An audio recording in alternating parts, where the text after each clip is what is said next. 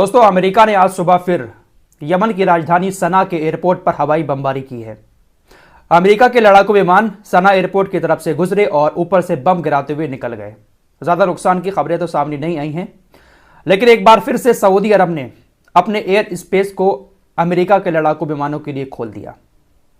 Saudi अरब ने अपने air space को खोला और अमेरिका के लड़ाकू विमान उधर से होते हुए गुजरे, सना एयरपोर्ट के ऊपर बमबारी करके निकल गए। तो सऊदी अरब और यूएई खुलकर अमेरिका के सपोर्ट में आ चुके हैं और हूतीज के खिलाफ अपने एयर स्पेस को खोल दिया है। हूतीज लाल सागर में ये जो हमले कर रहे हैं, इन हमलों को लेकर यूएई का भी रात ऑफिशियली स्टेटमेंट सामने आया है। यूएई ने कहा है कि ये जो हमले हैं ये बिल्कुल भी बर्दाश्त के लायक नहीं है। इन हमलों को बर्दाश्त नहीं किया जाएगा यमन के हूतीज जो लाल सागर के अंदर कर रहे हैं। यूएई की इतनी औकात नहीं है कि वो अमेरिका या इजराइल से कुछ कह दे। हूतीज से कह रहा है कि बिल्कुल भी बर्दाश्त करने लायक ये हमले नहीं है और दुनिया को सामने आकर इन हमलों को रोकना चाहिए।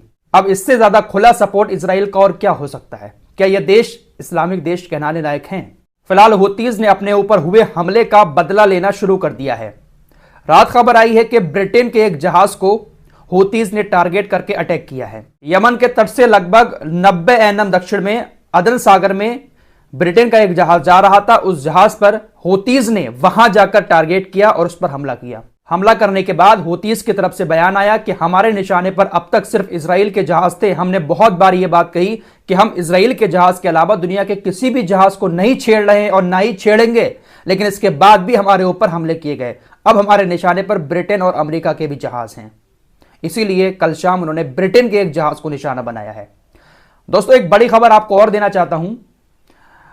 कुछ ऐसी खबरें सामने आई हैं सऊदी अरब की मीडिया की तरफ से कि अमेरिका ने यमन के ऊपर हमला करने से पहले यमन को बता दिया था कि हम आपके ऊपर हमला कर रहे हैं। इस तरह के बहुत सारे दावे सऊदी अरब की तरफ से किए जा रहे हैं कि अमेरिका ने यमन को पहले ही जानकारी दे दी थी कि हम आपके ऊपर हमला करेंगे। वो जानकारी इसलिए दी थी क्योंकि अमेरिका मिडिल ईस्ट में युद्ध नहीं चाहता है। अमेरिका अगर बिना बताए हूतीज के ऊपर हमले करता तो उसमें हूतीज को बहुत बड़ा नुकसान उठाना पड़ता, इसलिए उसने पहले ही यमन को इन्फॉर्म कर दिया कि हम आपके ऊपर हमला करेंगे। जिसकी वजह से हुआ यह कि 100 मिसाइलें गिरने के बाद भी यमन को बहुत बड़ा नुकसान नहीं हुआ है। रिपोर्ट सामने आई है कि अमेरिका और ब्रिटेन की सेना ने कल जो हमला किया था यमन के ऊपर, उसमें 100 मिसाइलें गिराई थी, लेकिन यमन को ज्यादा नुकसान नहीं हुआ है। सिर्फ 5 लोगों की मौत हुई है, 6 लोग उसमें घायल हुए हैं। बाकी यमन के किसी भी हथियार को नुकसान नहीं पहुंचा है। यमन के लोगों ने अपने हथियारों को पहाड़ी इलाकों में ले जाकर छुपा दिया है। 2015 में जहां पर अड्डे बने हुए थे, उन अड्डों से निकालकर पहाड़ी इलाकों में रख दिया है अपने हथियारों को, इसलिए अमेरिका वहां तक नहीं पहुंच पाया। ऐसी भी बातें सामने आ रही हैं कि यह हमला जो है अमेरिका ने अपनी धौंस जमाने के लिए किया है, दुनिया को दिखाने के लिए कि हम कुछ भी कर सकते हैं। साथ ही साथ इंटरनेशनल कोर्ट ऑफ जस्टिस में जो सुनवाई चल रही थी, उस सुनवाई से ध्यान हटाने के लिए अमेरिका और ब्रिटेन ने इस तरह के हमले को अंजाम दिया है। अमेरिका ने यह हमला इस तरह से किया है कि ज्यादा यमन को नुकसान भी ना हो और दुनिया में हमारा खौफ भी पैदा हो जाए। और वाकई में यार, 100 मिसाइलें अगर गिराई जाएंगी तो 100 मिसाइलें से तो पूरा तबाह हो जाता है यमन, लेकिन उन मिसाइलों को खाली इलाकों में गिराया गया है ताकि दुनिया का ध्यान इधर आ जाए, इंटरनेशनल कोर्ट ऑफ जस्टिस से दिमाग हट जाए। यही बात कल हूतीज ने भी मजाक करते हुए कही थी कि भाई आपने मिसाइलें गिराई लेकिन आपको कुछ हासिल नहीं हुआ। 2015 में आपने जो किया था वही काम आप अब दोबारा से कर रहे हैं, हमें इससे कोई भी नुकसान नहीं हुआ है। फिलहाल बड़ी खबर यह आ रही कि जो बाइडेन ने हूतीज को आतंकी ग्रुप कहा है। हालांकि आतंकी ग्रुप डिक्लेयर नहीं किया है क्योंकि इसकी प्रक्रिया बहुत लंबी है, कई सारे देशों का सहारा लेना पड़ता है, बहुत सारे प्रस्ताव पास कराने पड़ेंगे, तब उनको ऑफिशियली आतंकी ग्रुप माना जाएगा। लेकिन जो बाइडेन ने अपने मुंह से यह बात कह दी है कि यह आतंकी ग्रुप है। इनके बाप का राज है ना, जिसे चाहेंगे आतंकी कह देंगे, जिसे चाहेंगे अपने सीने से लगा लेंगे। इजराइल लगातार गाजा के आम लोगों को मार रहा है, वो आतंकी नहीं है इनकी नजर में। अगर उसके जहाजों को वो लोग पकड़ लें तो वो आतंकी हो गए। दोस्तों, जो बाइडेन इस वक्त जिस तरह की हरकतें कर रहे हैं उसको लेकर पूरा अमेरिका खिलाफ है। आपको कल बता चुका हूं कि हजारों लोग सड़कों पर उतरकर प्रदर्शन कर रहे हैं और कह रहे हैं कि हमले बिल्कुल भी जायज नहीं है, हमारे टैक्स के पैसे से आप इस तरह से किसी देश पर हमले नहीं कर सकते। साथ ही साथ जो कांग्रेस है अमेरिका की, वो भी कह रही है कि आपने हमसे इजाजत नहीं ली है, आपने अपने वीटो पावर का इस्तेमाल करके इन हमलों को किया है।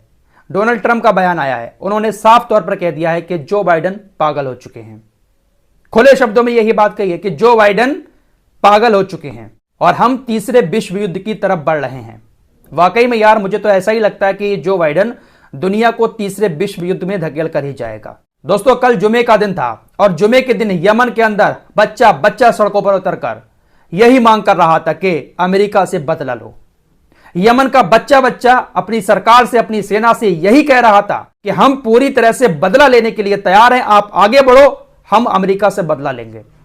जुमे के दिन बच्चा बच्चा सड़कों पर निकला था। सारी फोटोज जोड़कर आपके सामने रख रहा हूं। यमन के लोग अभी तक तो सिर्फ इजराइल से बदला लेने की बात कर रहे थे, इजराइल को टारगेट करने की बात कर रहे थे, लेकिन अब कल जब अमेरिका और ब्रिटेन ने हमला किया है तो अब इनके निशाने पर ये तीनों देश आ चुके हैं। हूतीस का साफ कहना है कि आज भी हम ये बात दोहराते हैं कि हम सिर्फ इजराइल के जहाज को पकड़ रहे हैं और तब तक पकड़ेंगे जब तक इजराइल गाजा पर हमले बंद नहीं करेगा। दूसरे देशों को यहां पर आकर पंगा लेने की जरूरत ही नहीं है। हमारे ऊपर ये देश जो आरोप लगा रहे हैं कि हम यहां पर हमले कर रहे हैं, हम अपने हमलों में सिर्फ जहाज को नुकसान पहुंचाते हैं, किसी की जान नहीं लेते हैं। और बिल्कुल सही बात है।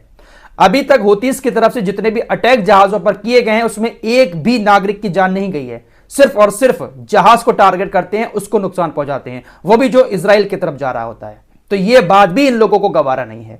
अरे दूसरों से क्या ही कहना भाई, जब यूएई जैसे देश, सऊदी अरब, कतर, बहरीन जैसे देश इजराइल और अमेरिका के सपोर्ट में हैं। व्हाइट हाउस की तरफ से बयान आया है, अमेरिका और ब्रिटेन के अलावा कुछ और देश हैं जो हवाई हमले करने के लिए राजी हैं। Australia, Bahrain, Canada, Denmark, Germany, Netherlands, New Zealand, दक्षिण कोरिया, यूके और यूएस। ये वो 10 देश हैं जो हमला करने के लिए राजी हो चुके हैं। अमेरिका ने स्पेन से भी कहा था कि आप हमारे साथ आकर हवाई हमले करें, लेकिन स्पेन ने अपना नाम यहां से वापस ले लिया है। फ्रांस ने भी अपना नाम वापस ले लिया है। इटली की सरकार की तरफ से भी बयान आया है कि ब्रिटेन हमारे ऊपर बहुत ज्यादा दबाव डाल रहा था कि आप यमन के ऊपर हमारे साथ मिलकर हमले करें, लेकिन हमारी सरकार ने साफ इनकार कर दिया कि हम इस युद्ध में शामिल नहीं होंगे। तो इटली ने भी अपना नाम वापस ले लिया है। वही नाटो का बयान आया है। नाटो ने कहा है कि अमेरिका और ब्रिटेन ने यमन के ऊपर जो हमले किए हैं वो काफी डिफेंसिव है, यानी बहुत हल्के फुल्के हैं और अपनी रक्षा में ये हमले किए हैं अपने जहाजों को बचाने के लिए। ईरान से कहा है नाटो ने कि वो अपने इन संगठनों को समझाए, इन सारी चीजों को रोकने की जिम्मेदारी ईरान की है। यह नाटो की तरफ से बयान आया है। मतलब अमेरिका और ब्रिटेन जो हमले करते हैं वो अपनी आत्मरक्षा में करते हैं। इजराइल गाजा के ऊपर जो हमले करता है वो अपनी आत्मरक्षा में करता है, लेकिन अगर यमन हमला कर रहा है कुछ जहाजों पर इजराइल के, तो वो आतंकी हो जाता है। देख रहे हैं दोगलापन दुनिया का। भाई इन लोगों को कहने का मौका, राज करने का मौका अपने ही तो दे रहे हैं। जब गुलाम बने बैठे हैं बादशाह लोग, तो ये अंग्रेज तो कुछ भी करेंगे, जो इनके मन में आएगा वो करेंगे, जो इनके मन में आएगा वैसे दुनिया को चलाएंगे।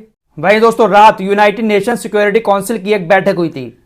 उस बैठक में चीन और रूस ने अमेरिका और ब्रिटेन के हमलों को सिरे से खारिज कर दिया। यूनाइटेड नेशन सिक्योरिटी काउंसिल में रूस और चीन ने अमेरिका और ब्रिटेन के हमलों को किसी दूसरे देश पर जबरन हथियारों के साथ हमला करना बताया कि आपने जबरदस्ती दूसरे देश के अंदर घुसकर हथियारों के दम पर हमला किया है।